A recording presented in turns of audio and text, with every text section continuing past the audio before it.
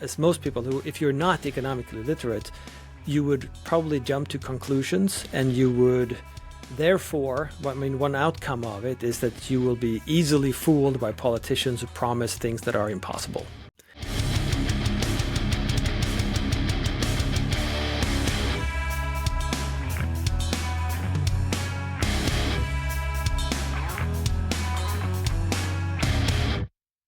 Welcome back, everyone, to Drop the Mask. I am very thrilled today to have this opportunity to talk to our next guest. He is an associate professor of entrepreneurship and the chair of that school at Oklahoma State University.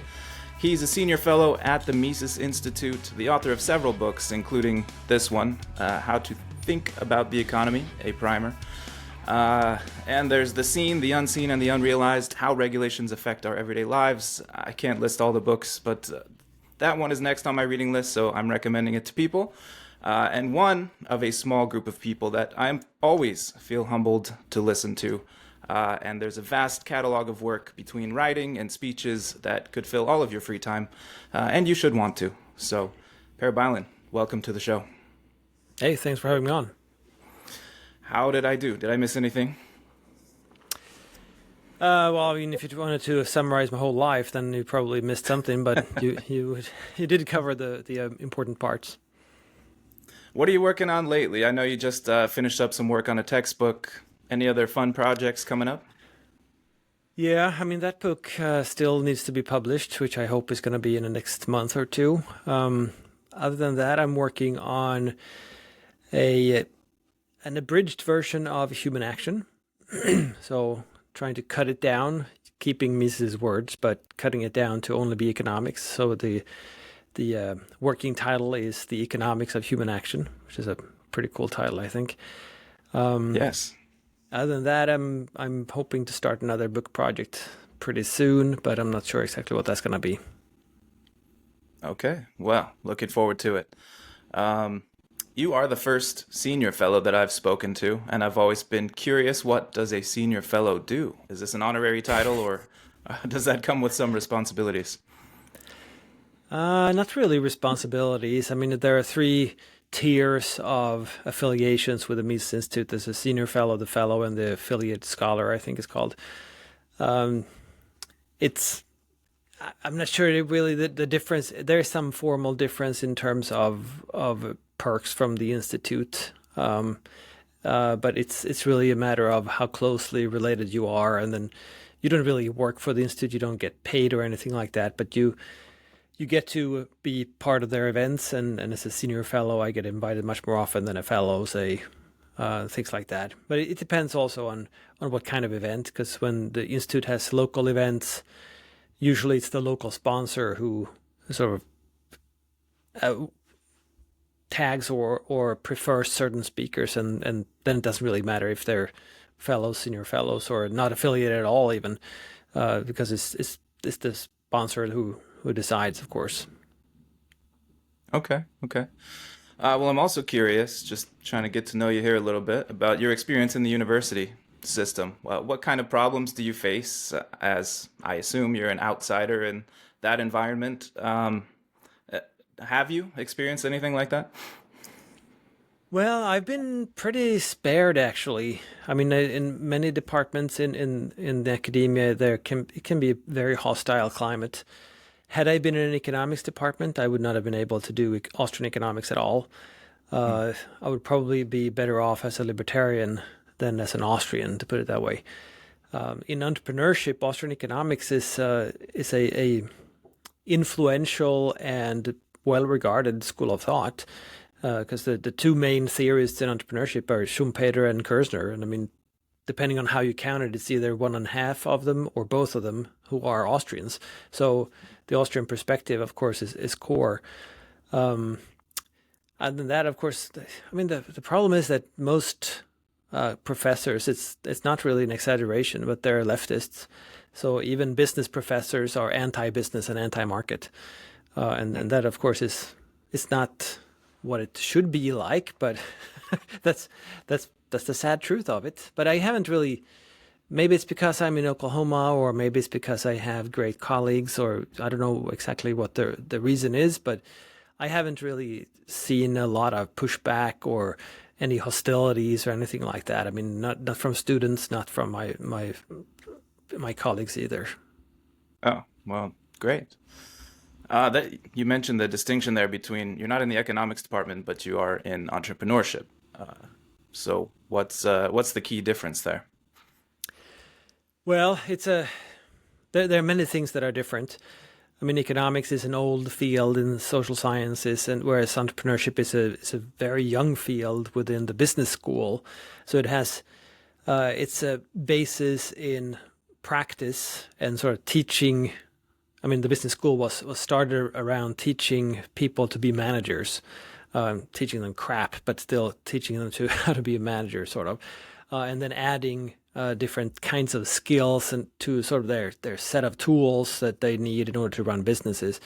And entrepreneurship is the sort of the one of the youngest, newest disciplines in the business school. So a lot of it is in the teaching. It's hands on and trying to teach people to how to start a business, and they go to business plan competitions, and there's a lot of hands on meeting customers, interviewing customers, and things like that.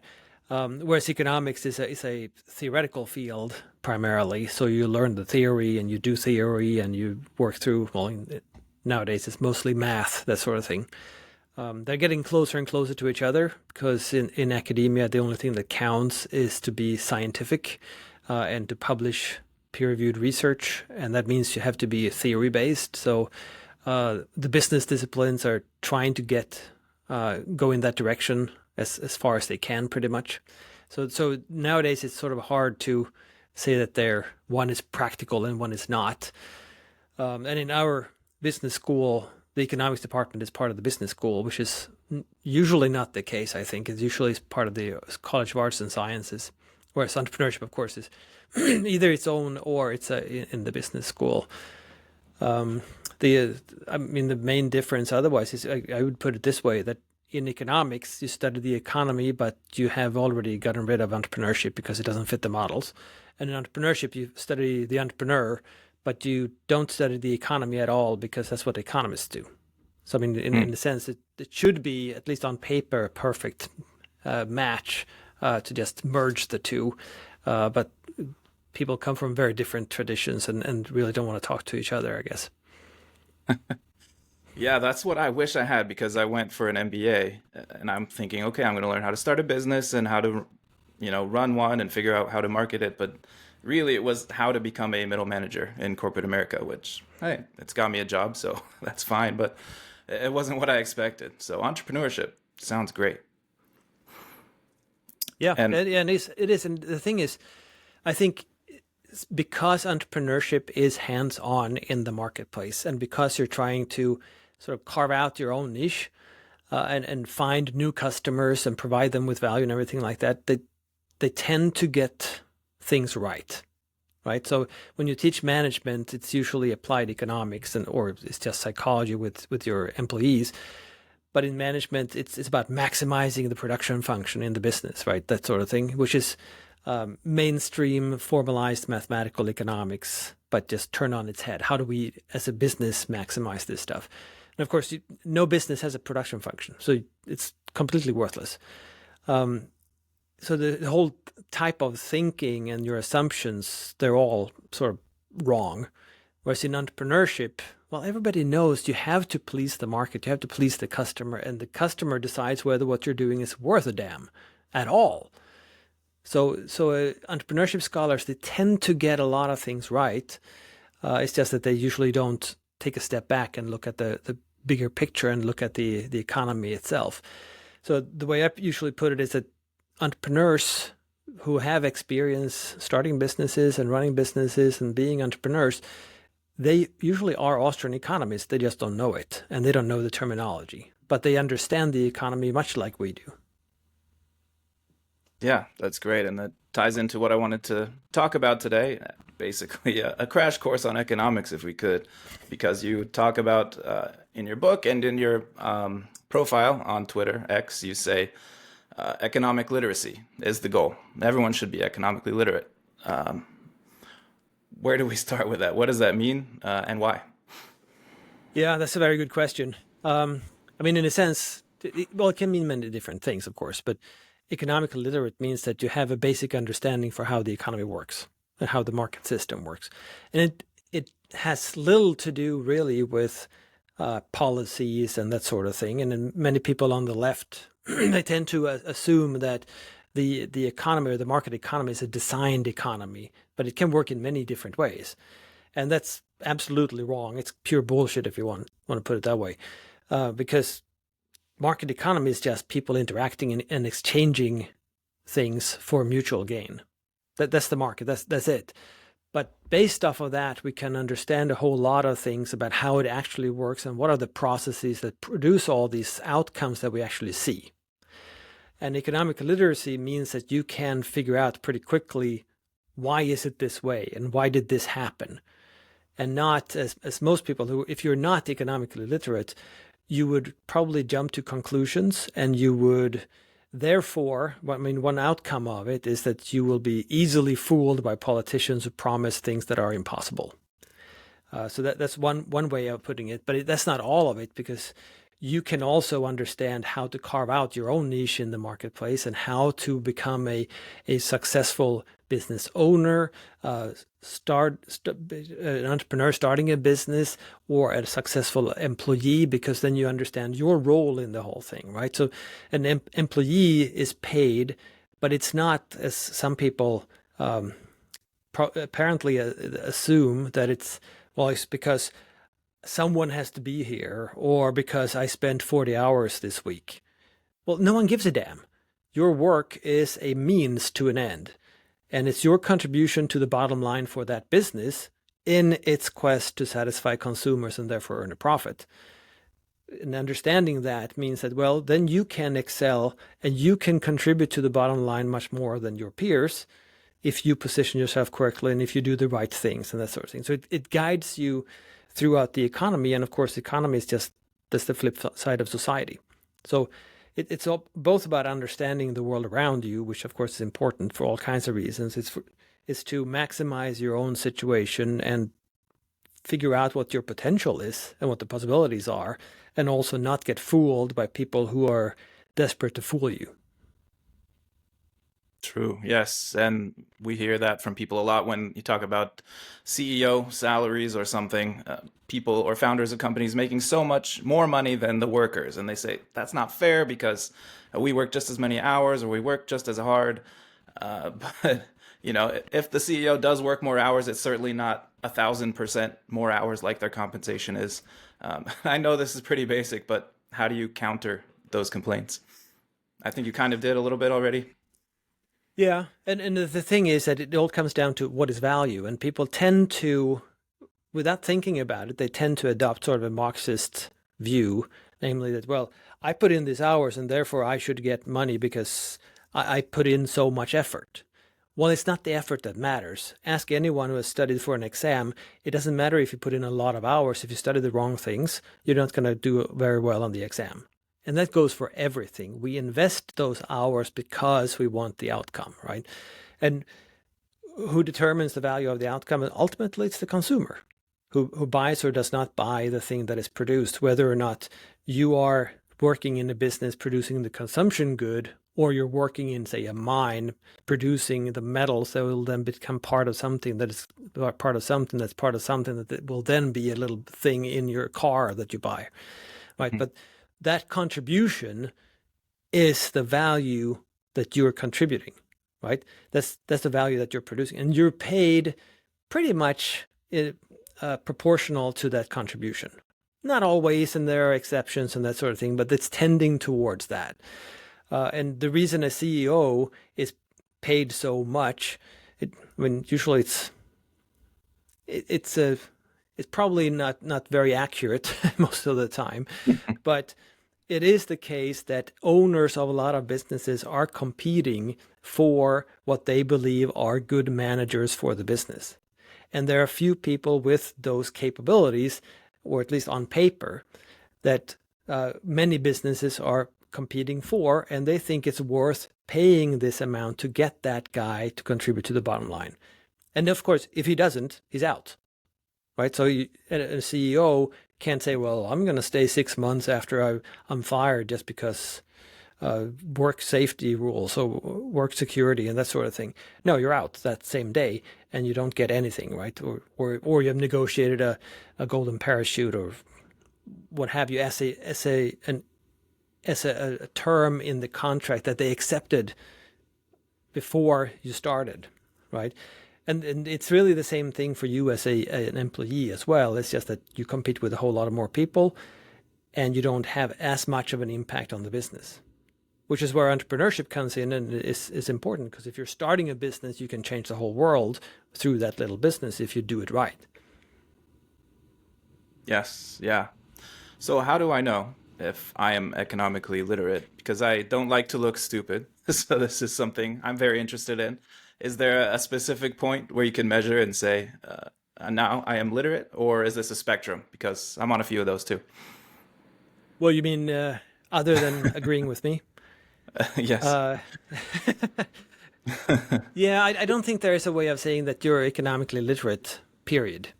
It's a matter of understanding and being able to reason your way to figure out how things are working. And the problem there, of course, is that Marxists do the same thing. It's just that they have the wrong assumptions and they have their circular logic that tries to sort of protect themselves from critiques.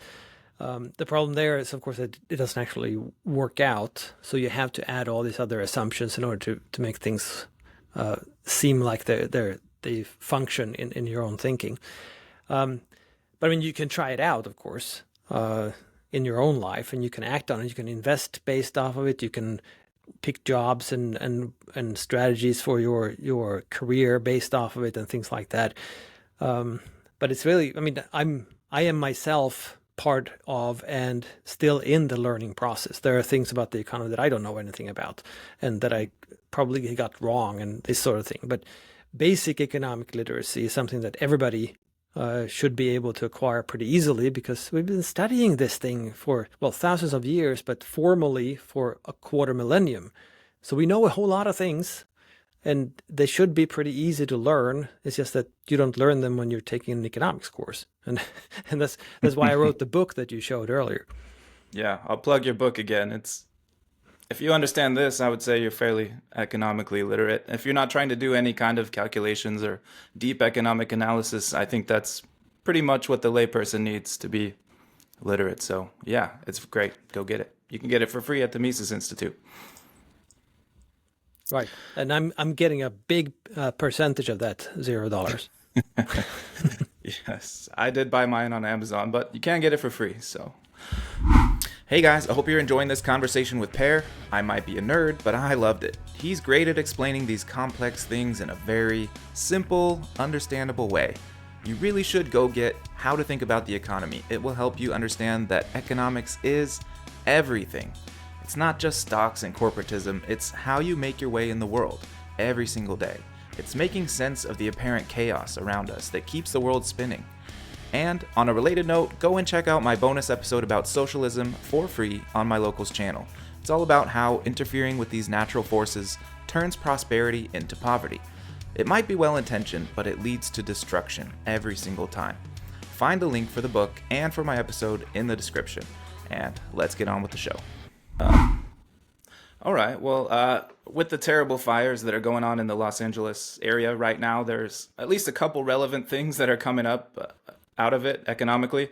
And one's maybe not so serious, but the idea that a mainstream economist might look at this and say, wow, look at all the economic stimulus this is going to provide. You know, it's kind of the broken window fallacy on steroids, right? What do you think of that? Well, I have been expecting people to say that, but I haven't actually heard anyone say that yet. I guess it's too soon, maybe. But it's the typical problem of looking at the wrong things, and people tend to do that. And they're looking at what is seen, but not the unseen, as Bastiat put it. And the problem here, of course, is that what the economy is about, and what we should strive for, is more value in the world. And if you burn down things that are of value, then obviously you're going to lose that value. So that you have to then invest a whole lot of effort and raw materials and time and all this other stuff in order to replace those things doesn't make you better off. And the problem there is that these efforts go into the GDP statistic. So it looks like we produce a lot of GDP, even though all we're doing is just replacing the value that we had already. And everybody knows that, well, if I would burn down my house and then work really hard to replace it, I wouldn't be better off. I would lose a lot of value, right? Yeah. And the same thing goes for society, obviously. The problem is that some people, they focus too intently on statistics, and those statistics measure economic activity, thinking that, well, just because you lost your home, you're working much harder, which is true, but otherwise you would be working toward other ends and probably spending some of that time just enjoying yourself, being in the pool or being with your kids or whatever, and that is value, right? But now you can't afford that time because you don't have a roof over your head. So of course you're going to work harder, but that doesn't really contribute to to society's bottom line, and it doesn't contribute to your bottom line compared to having that house already. But I'm sure people will say, well, look at this. We have all these opportunities now, and people will work really hard to replace these buildings that were burned down. And that's just preposterous. That's a very good indication of being economically illiterate. Well, it is an opportunity for someone, but yes, on the whole, definitely not good. And that's probably a bit of a straw man. But the second one I was thinking of is that people are complaining about the so-called price gouging going on by store owners in the area, taking advantage of real victims of these fires. What do you think about that? Well, I mean, we can call them price gouging and excessive prices or usury prices or something like that if we want to. The issue, though, is that a price is really just the exchange ratio. And in a situation where a lot of people want a certain good and there are very few of those goods available, well, they're going to bid up the price really high. And the problem when a catastrophe or disaster happens, like now in California, is that some goods are going to be really, really scarce compared to before. So the price of those things are going to go up. But that's actually a good thing too, because prices are not only exchange ratios and telling us about supply and demand in that situation, but they're also signals, right? So if, say, the price of water or whatever in California shoots up because people don't have a lot of water, well, that means that a lot of people in neighboring states can make a buck by buying cheap water there and transporting it to California. But if prices do not go up, then they can't make money doing that, which means you're not going to get more water. So the higher price indicates and is really an incentive for others to supply more water and maybe even use less of it, both there and in other places as well. So I mean, you can regulate this and legally say that, well, it's illegal to charge too much for these things, and that's a law that exists in many states. Mm-hmm. The problem there is that if you require that the price has to be low when there's very little left of that good and many who want it, well, then you're not going to have any for sale because no one is going to want to sell it, and as soon as anything is available, it's going to be sold right away, right? So nothing is going to be available in the marketplace, which means whoever gets there first, or whoever has contacts, or whoever can bribe someone, or whatever in the black market, they will get their hands on it, not the person willing to sacrifice most to get it. So I mean, it's the pricing mechanism, it's really an outcome of actions, but it's also a means by which society overall rations different resources. So the water goes to those people who need it the most because the price is high, and the price is high enough, to put it that way. That's great. Yeah, I made a new connection there. I hadn't quite put that together. Like, I know that price gouging means that you will save some of the supply, right? Instead of people going in and buying up all the supply of toilet paper or water or whatever the thing is, you look at the price, you say, oh, that's too much. I'm not going to buy everything and keep other people from having it. But to put that with people actually bringing in new supplies to the area, that's something I hadn't quite put together. So thank you. Well, kind of on that theme, in a recent speech at a Mises event, you talked about how a hypothetical bombing of a city could be less destructive than regulations on the market. Can you explain that? Yeah, I can. I mean, because the thing with destruction is that you destroy the value that is there, but only once. And then you rebuild it, or you choose not to, but you rebuild it, and that's a one-time cost, and then you're back to where you basically were before. Of course, you're gonna lose whatever investments are necessary in order to replace the things that were destroyed, but that's it. For regulations, a regulation really means that you take options away from people, especially from producers. So if you have a regulation that affects something, which of course any regulation is intended to have an effect on the economy, right? What it means is that entrepreneurs who wanted to benefit customers by doing something in that area for whatever reason and drawing from whatever is illegal now, they will not do that anymore. So they will instead invest in producing something else. That something else, by definition, has to be of expected lower value, because otherwise they would have chosen this something else anyway, right? So they choose something that is of lower value, which means the products will be of lower value to everybody, which means that we also will have a production structure. They will buy land, and they will produce factories, and they will enter supply contracts, and they will hire and train people and all this other stuff towards creating this lower value. And of course, anytime there is an entrepreneur affected by these regulations in their decisions to invest and produce and expand or not their business and whatever else, you're going to force the economy onto a lower value creative trajectory, right? So you're losing out on the capability of the economy to produce value for consumers. And that regulation, usually it's there forever.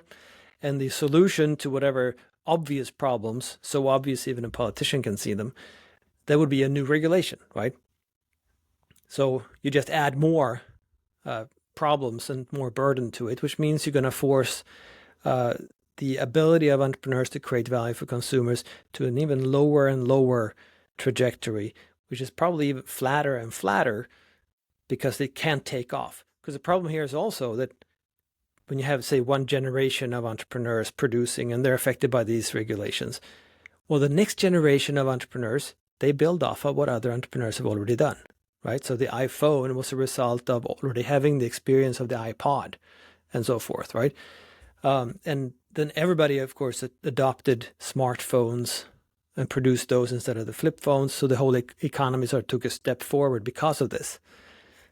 Well, that step-by-step cumulative innovation is going to happen on those investments that are on the lower trajectory now, right? So you're going to cement these much lower value creative efforts and then build off of those instead of those efforts that had created more value. So this over time, of course, means that, well, the economy is losing out on a lot of value that we could have had. And now I'm talking only about one regulation, right? Mm-hmm. And that's not the world we're in. We're in a world where the Congress is adding thousands of regulations every damn year. So where are we at compared to where we would have been? Well, I mean, Elon Musk is talking about going to Mars, but who knows? We might have been taking weekend vacations on Jupiter had it not been for these regulations. I mean, who knows where we would have been? Yeah, is there any way to calculate or know? I guess probably not. No, and that is the sort of the problem with the concept of the unrealized, right? That's where we would be without regulations. That in order to figure that out, you have to figure out not only what entrepreneurs would have tried, which of course we can't know, but also which of those attempts and innovations consumers would have approved of and therefore bought, so that other entrepreneurs would build off of those. So, and we don't know either of those. All we can say is that the cost of any one regulation that has an impact on the economy is enormously higher than we have thus far expected it to be or calculated it to be. Yeah. Again, another basic question, but what about people that say, well, if we didn't have these regulations, people would monopolize things, take advantage, and prices would be super high and all this? Any, do you have a quick response to that? Yeah, sure. I mean, but there are really two responses. So one is that just because regulations are really costly doesn't mean that there should be none. That's not the conclusion, right? What I'm saying with the unrealized is, well, we are already doing these analyses. Is this regulation worth it, and what are the consequences and things like that, right? It's just that no one has figured out what the regulations actually do. So they're doing it on the false basis. Regulations are much, much more costly than we thought. So we wouldn't have chosen all of these regulations had we just calculated it correctly and considered the reality of the economy, if you will. So that's part of it. So there could be regulations where we say, well, this is important enough to accept the cost of it, even though the cost is enormous. That's perfectly fine. The other is what you mentioned, that, well, everything will be monopolized and you would have these rich capitalists who would exploit everybody and things like that. That is a great indication of being economically illiterate to claim those things. Because if you are economically literate, you know that, well, the market is just exchange. So if that is the case and consumers decide whether to buy or not, that means producers are in the business of serving consumers. So who benefits from creating a new, much more valuable good? Well, the consumer does, because the consumer chooses to buy it. If a lot of consumers choose to buy this thing that is of so much greater value, and that means that whoever produced it also makes a profit, that profit is just a fraction of the value the consumers are getting from this. And someone calculated that Jeff Bezos, he only gets like 1% or something like that of the value that Amazon produces. And this, of course, is based off of all kinds of assumptions that I would probably not agree with. So it's probably much less. But we see it and we think, no one is worth that much. But if you add together, what value does each and every person have from using Amazon.com compared to a world where there was no such thing? Well, Right. that value is enormous, because otherwise people wouldn't do it, right? And Jeff Bezos has just a small part of it. Okay, so isn't he a monopolist then? Well, I mean, Amazon is they're benefiting from a lot of regulations that's stopping others from doing it. But it's also the case that you can only stay the leading producer of some service or good if you continue to be the best in terms of satisfying consumers. So there are plenty of big businesses that no one could compete with throughout history that we've all forgotten about because they are bankrupt. So no one can compete with Sears Roebuck because they're big, they're everywhere, and they have low prices. Well, where are they now? They don't exist, right? Mm-hmm. And why? Because it's competition for creating value for consumers. It's not competition for being the biggest business, because that's usually just overhead and bureaucracy and stuff like that, right? It's cost, not value. And any entrepreneur can, at any point in time, undermine any huge business if they just figure out a new way of satisfying consumers in a better way. And that is an insight that you get pretty immediately from just a little bit of economic literacy. But people instead, they tend to, they fall back to sort of I don't know where it comes from really, but we seem to be born Marxists, and then some of us grow out of it. And the problem is that the Marxist assumptions, a lot of people cling to them because they can hide behind them, and they can sort of mask their own failures by saying it's not my fault, we're all exploited, or something like that.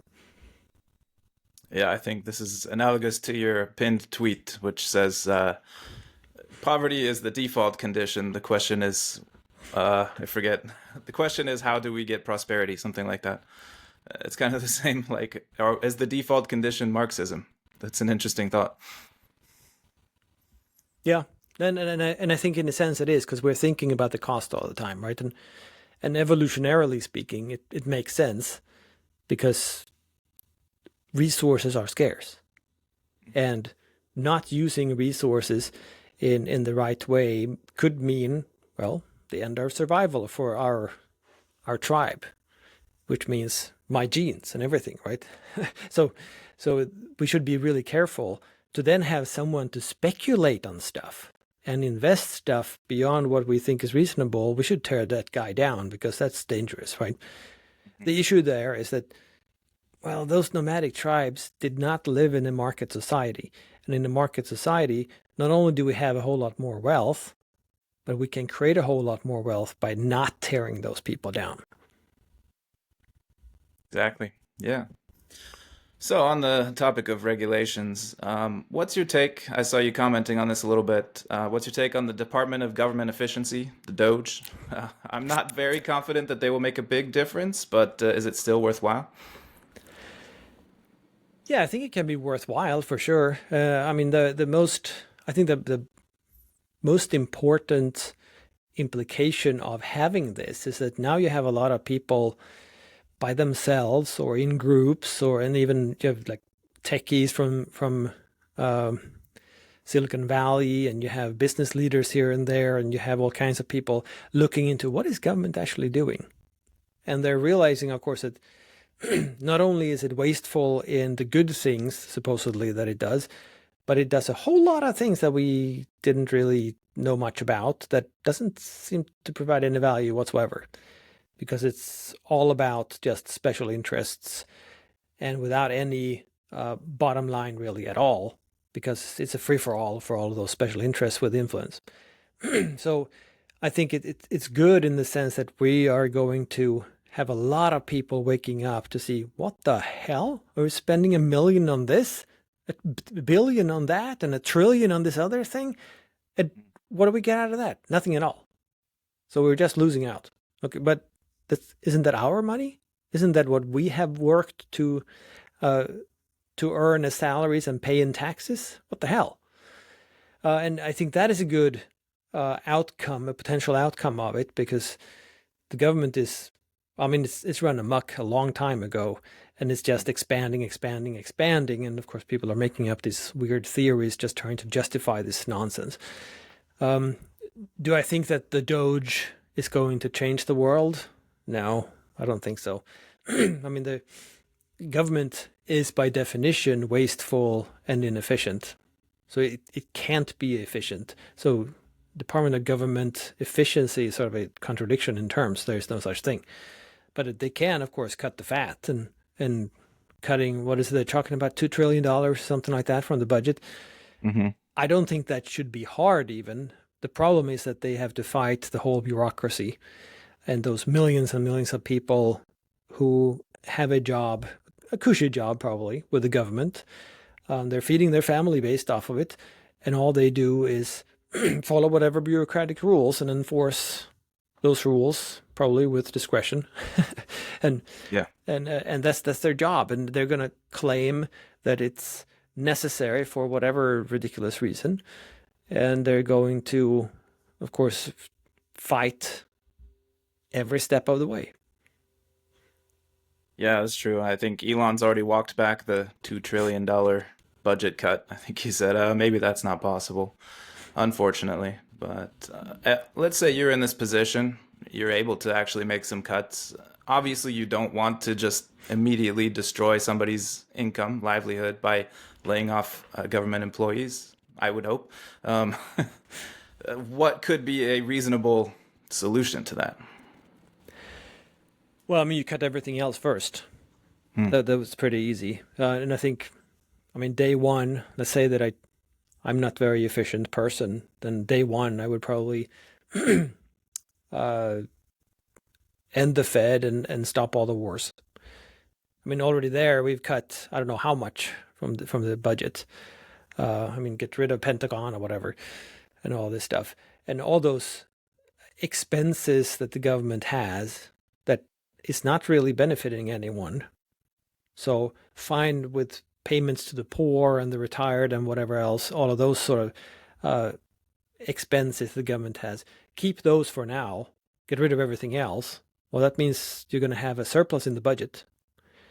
And then you can deregulate the economy, which means you're going to have an abundance of jobs, well-paying jobs everywhere, and people can start businesses doing whatever they want to, pretty much. And you can, in most cases, make enough money to lead a really nice life just doing your hobby, if you just figure out who benefits from you doing your hobby and sell it to them.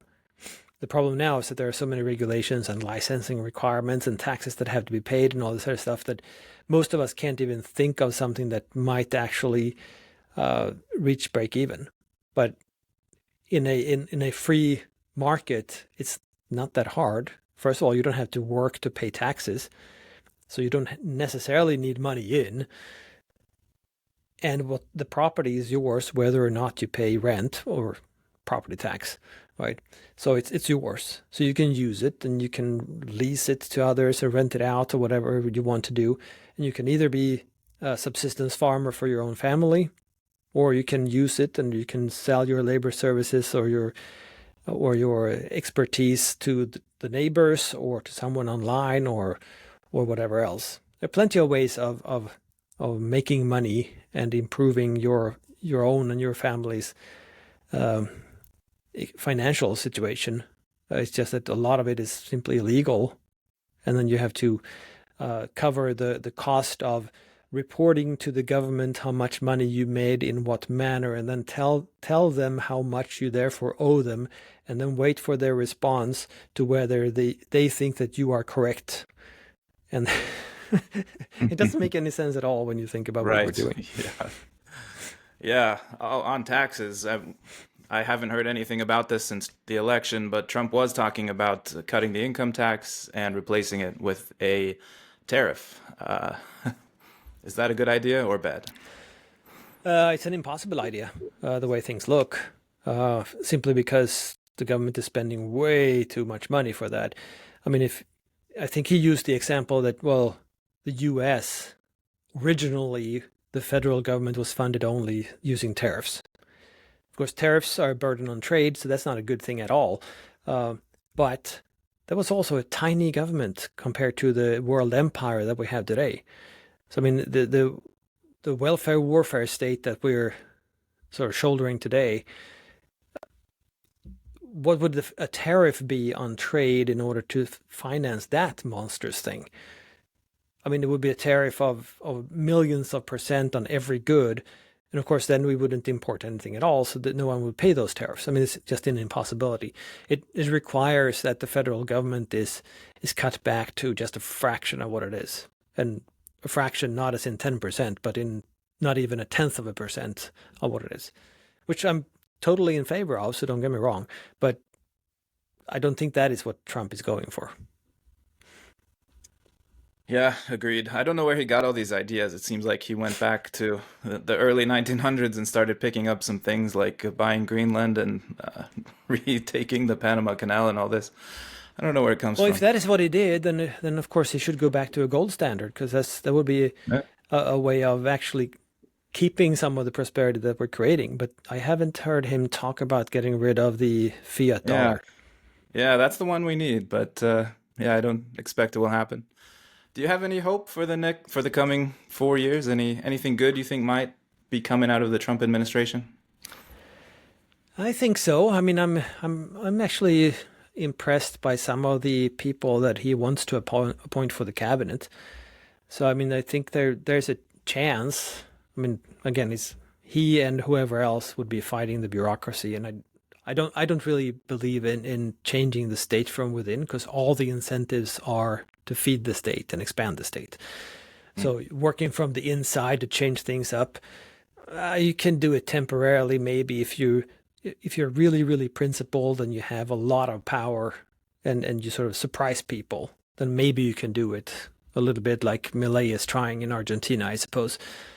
But you can't really change the state from within. But what you can do is get rid of parts anyway of the deep state, You can roll back the empire, which is completely unnecessary and just makes us unsafe and poor, um, and get rid of bureaucracies and streamline, as I guess statists would call it, the government. So I mean, there's plenty you can do to roll it back and make it a little less insane. But I mean, what's really necessary, of course, is to abolish the thing. But that's I don't think that is possible from within, and I don't think there's hardly anyone who wants to do that either. Hmm. Yeah, I think I'm pretty much on the same page. Um, let's talk about entrepreneurship a little bit more. We touched on it, but this is something I think is not talked about much in mainstream economics. I think it's barely mentioned, if at all, in most schools of economics, other than the Austrian school, of course. So why is that central, and how does that speak to our economic literacy here? Well, it is central for many reasons. I mean, when you study economics, you learn about the supply and demand, and you learn about the static system, and then you impose a change to it, and you shift those curves back and forth. I mean, that's basically what you do in principles courses, and then you dress it all up in math, and you think it's really, really scientific when you get to intermediate and advanced levels. What you're missing there, of course, is that, well, the economy, everybody basically knows, is a process. It's constantly shifting, it's never in equilibrium, and it's always changing in some way, and it's people trying to create value. And we are getting better off because of the economy, and we're all putting into it effort and imagination and in all our ingenious human capabilities. So that is how we grow things and how we get value. And what is the driving force of that? Well, it's entrepreneurship. And entrepreneurship has several different definitions in the literature, unfortunately, but in a sense, it's the production towards satisfying consumer wants. So it's the creation of value, if you will, put it that way. The problem with that in economics is that that's an imaginative, innovative force that changes things up and sort of disrupts the way things are done by renewing things from out of the blue, pretty much, usually, and pulling the rug from under businesses' feet. And like we talked about before, how do you fit those into a mathematical model or in a diagram? Well, you don't, right? So seeing the economy as a process, you have to use different methods than economics is currently using. So in a sense, they got rid of the entrepreneur in their theorizing 100 years ago because they wanted to use math and pretend to be sort of a physics of the social sciences. And now they're suffering from it because they make a lot of predictions, and they're very precise predictions, and they're always wrong. And people are starting to recognize that. And they might have good reasons for making those predictions, except that they're also assuming a pretty static system, and they're assuming there's no entrepreneurship or innovation or that sort of thing. So Austrian economics has entrepreneurship as the driving force of the whole market process.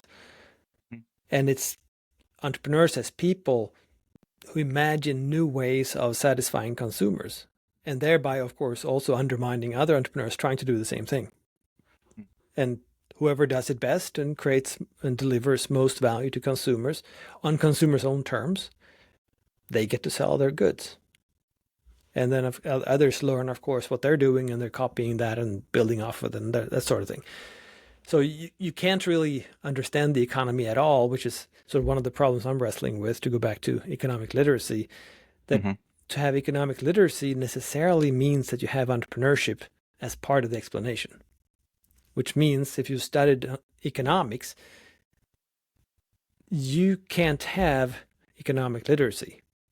You can understand the sort of statistics of it and the overall generic supply and demand and that sort of thing, but you can't understand the processes involved. And that's what economics should be about, and that's what economic literacy, at least to me, is about, understanding those things and how things change. That's great. Well, Per, I think I could keep talking to you, keep picking your brain for hours, but I don't want to take your whole day. I think we've learned a few good things, at least indicators of what economic illiteracy looks like, and a little bit about the literacy part itself. If you're learning and your predictions don't come true, maybe that's part of it. You got to go back and rethink some things. So, um, yeah, I don't know. Per, anything else you want to point people to? Where would you like people to find your work? What's the best place? Well, I think you already mentioned my X or Twitter account, and I mean I'm pretty active there. Um, I tweet pretty much every day, and it's usually economic literacy or something adjacent. It happens quite a bit that I attack someone who is famous for economics or economic influence or something like that. But usually they get things very wrong, and then I call them out on it. I mean, I do not attack them personally, like you're ugly or something like that. But I point out how nonsensical their claims are, which I think is fun. They never respond to me, but I think it's fun, and I think many of my followers think it's fun too. And I post everything I write on the Mises website or new books or whatever. I post about those on X, so that's probably the best place to find me. Good. Yes, I enjoy it very much. So please go follow him if you're not already. I'm sure most of you probably know who he is if you're following me, but just in case, go check him out at Per Bylund on X. And thank you, Per. Thanks for joining me. Thanks for having me. Appreciate it. And we'll see you guys next time.